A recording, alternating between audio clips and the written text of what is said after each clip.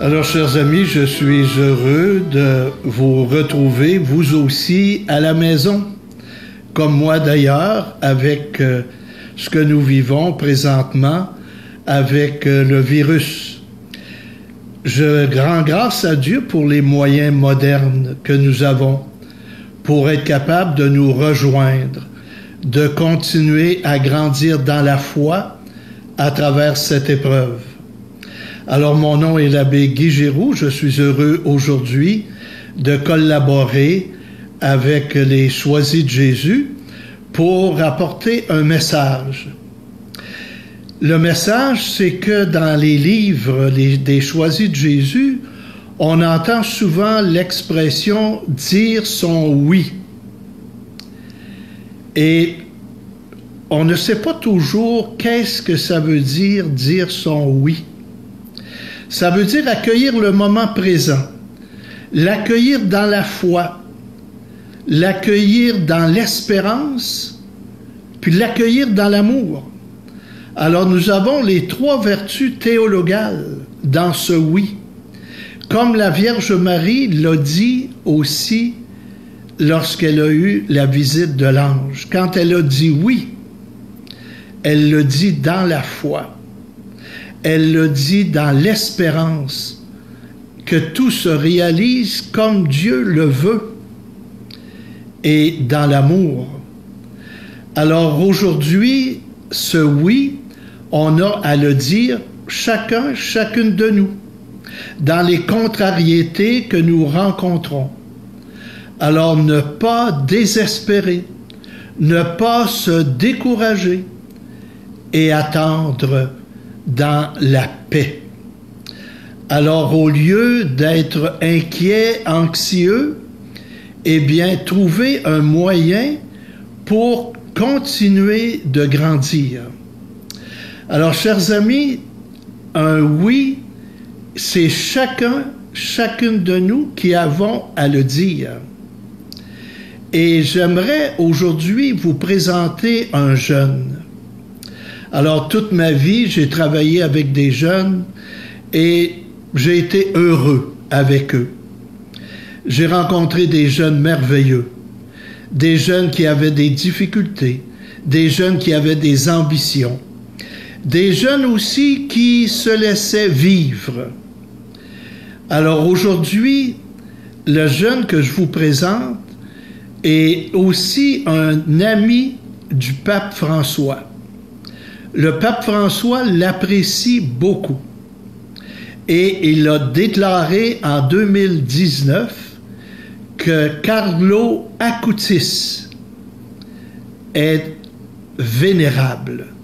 Ça veut dire que sa vie est édifiante, qu'on a à regarder ce qu'il a vécu pour nous aider, nous aussi, à lever les yeux vers Dieu. Alors, qui est Carlo Acutis? C'est un fils unique d'un médecin et il est né en Angleterre et tout jeune, il est déménagé en Italie. C'est là qu'il a grandi.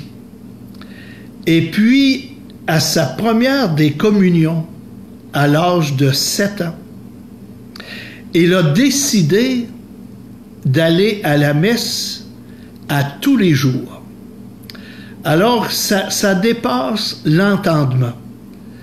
Et puis, c'est pas en 1500 qu'il est né, là. Il est né le 3 mai 1991. C'est pas loin de nous autres, ça. Et sa famille, non pratiquante, comme on l'entend, ça veut dire qu'il n'allait pas à la messe, mais la première des communions de Carlo, ça a été un changement dans sa vie. Il a été saisi par cet amour de Dieu, rempli par cet amour de Dieu. Et lui-même a pris comme devise plus tard être toujours uni à Jésus, tel est le but de ma vie. Être uni à Jésus. Mais comment? Alors, quand on veut être uni à quelqu'un, on prend des moyens. Et pour lui, c'était l'Eucharistie. Et il a dit, l'Eucharistie, c'est l'autoroute qui me conduit au ciel. Donc, il avait une grande dévotion à l'Eucharistie, à la messe. Alors que beaucoup disent, je ne comprends rien, lui, à 7 ans, comprend avec son cœur de 7 ans. Et après la messe, il prenait un temps d'intimité avec Jésus pour le saluer. Et par la suite, il partait vivre sa journée, confiant. Et parce qu'il est rempli de l'amour de Jésus, quand il arrive à l'école, il sème l'amour. Il devient l'amour, comme on a comme message dans les livres de Choisis de Jésus. Et il se tenait avec les jeunes qui étaient rejetés, qui étaient mis de côté. Lui avait beaucoup d'amis.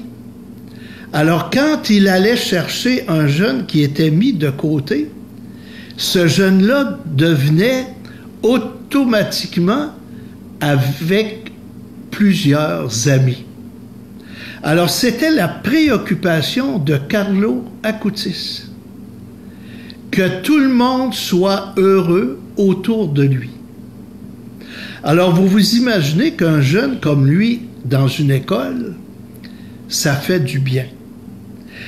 Et dans sa famille aussi, c'était un jeune plein de joie, un jeune brillant et très qualifié, c'était un génie en informatique.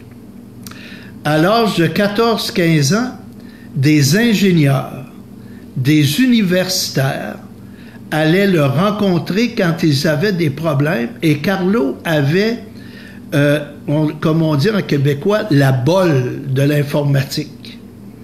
Il trouvait des solutions. Il s'est servi de ce don qu'il avait pour l'informatique pour publier des vidéos sur les miracles eucharistiques dans l'histoire de l'Église et aussi sur les apparitions de la Sainte Vierge. Il aimait beaucoup la Sainte Vierge. En plus d'aller à la messe à tous les jours, il disait son chapelet tous les jours. Alors, vous voyez, c'est un jeune, tu sais, quand j'ai lu sa biographie, je me disais d'où il sort, ce jeune-là. Qu'est-ce qui s'est passé dans sa vie? Bien, c'est qu'il a dit oui à son baptême. Il a dit oui à sa confirmation. Il a dit oui à son premier pardon et à la première des communions, l'engagement. Le sacrement du pardon, pour lui, était important et à chaque semaine, il voulait célébrer dans sa vie la miséricorde de Dieu.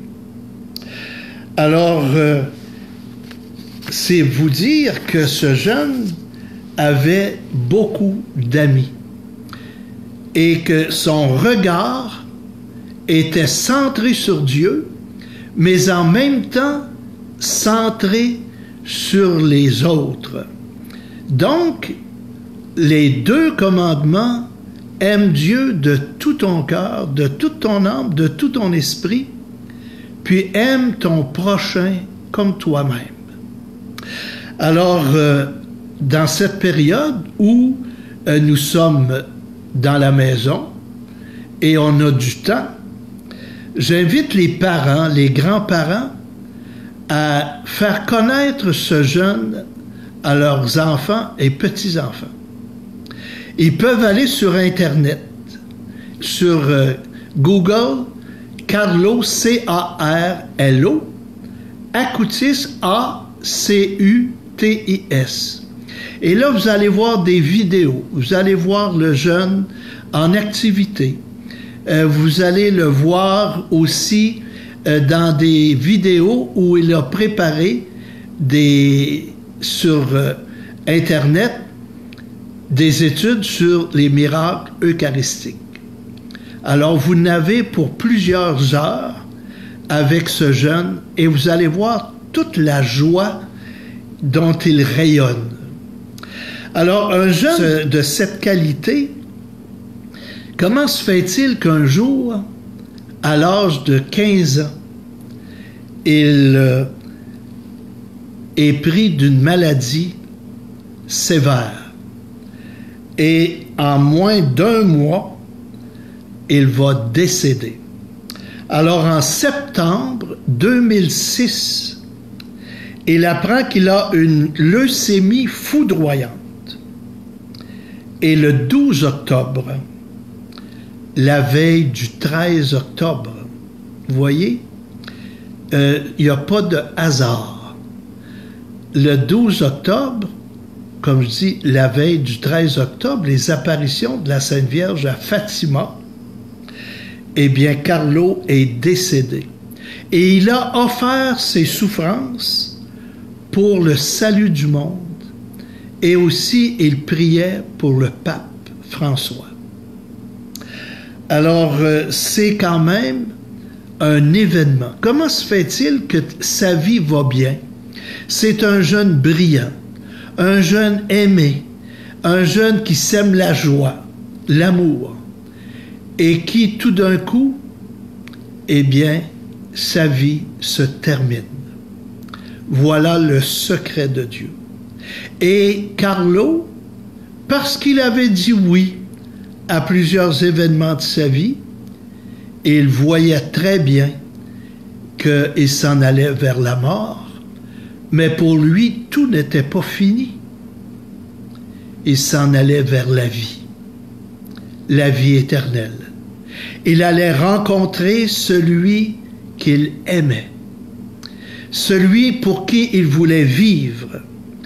Et il avait écouté sa parole, parce qu'il disait, la parole de Dieu, c'est ma boussole. C'est ce qui m'oriente dans la vie. Alors, il est décédé et des centaines et centaines de jeunes étaient à ses funérailles. Ils ont pleuré un ami qui venait de partir. Et le 23 juin 2018, on l'a exhumé, c'est-à-dire on l'a déterré, parce qu'il venait d'être reconnu vénérable.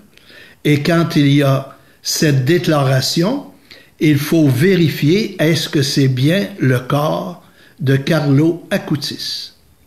Alors on a vérifié et son corps est presque totalement conservé.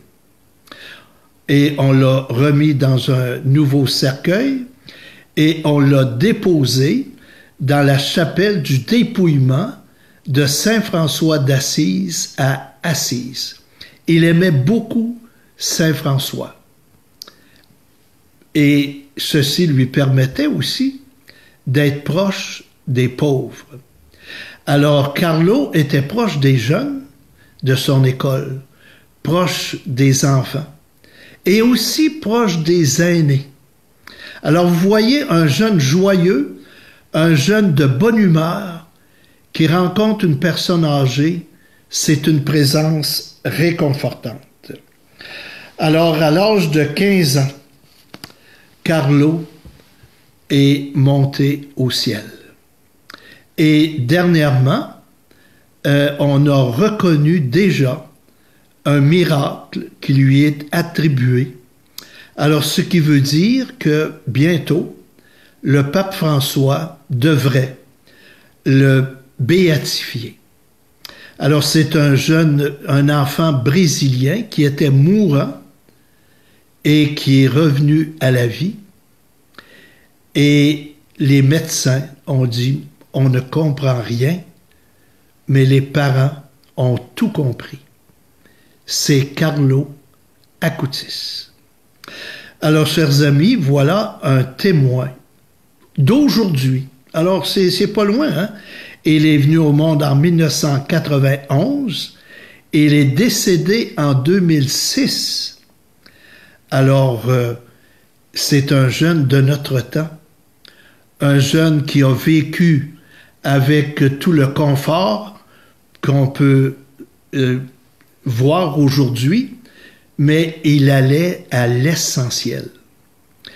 Parce qu'il était fils de médecin, alors il a pu voyager, il a pu faire des vidéos, comme je le disais tout à l'heure, des miracles eucharistiques, et il allait sur place filmer.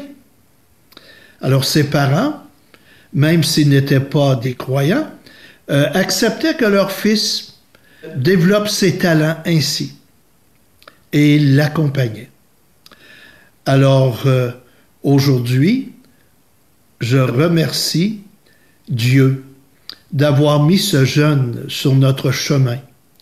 Et je souhaite que les jeunes qui verront cette vidéo aient le désir, eux aussi, d'être des témoins à l'école, d'être proches des jeunes rejetés, de ne pas rire des autres. Et quand il y a des jeunes qui sont harcelés, eh bien qu'ils soient des jeunes qui défendent ces jeunes-là. Parce qu'ils sont l'amour, ils doivent semer l'amour. Je vous souhaite une très belle journée.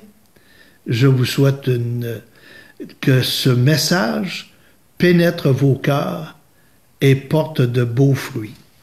Et je terminerai par une prière de saint Alphonse de Liguori, qui est une prière de communion spirituelle, où le pape François, notre évêque, Monseigneur Luc Cyr, du diocèse de Sherbrooke, nous invite à faire. Mon Dieu, je crois à votre présence dans le très saint sacrement. Je vous aime plus que toute chose, et je désire que vous veniez dans mon âme, dans mon cœur. Je ne puis maintenant vous recevoir sacramentellement dans mon cœur. Venez-y au moins spirituellement. Je vous embrasse, Seigneur, comme si vous étiez déjà venu, et je m'unis à vous tout entier. Ne permettez pas que j'aie jamais le malheur de me séparer de vous.